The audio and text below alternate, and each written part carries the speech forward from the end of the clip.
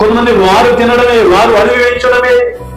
ఎదుటి వారు కూడా వారు ఏం చేయాలండి, వారి సహకారం. దేవుని బిడ్డలుగా మనం ఏం చేయాలండి, వారికి పెడుతూ వారి కొరకు ప్రార్థన చేయాలి, వారికి దేవుడి గురించి చెప్పాలి. ఈ రోజు నేను ఇస్తున్నాను, రేపు మీరు ఇచ్చేటట్లుగా దేవుడు చేస్తాడు. ఎంతకాలం మీకు సాయం చేస్తాను నేనైనా కానీ, లోకంలో ఉన్నవారైనా కానీ, మీ బంధువులైనా కానీ, మీ స్నేహితులైనా కానీ ఎంతకాలం సాయం చేస్తారో కొంతకాలమే. ఎవరైనా కానీ అది దేవుడు సహాయం చేస్తే ఆయన ఎప్పుడు మర్చిపోరు.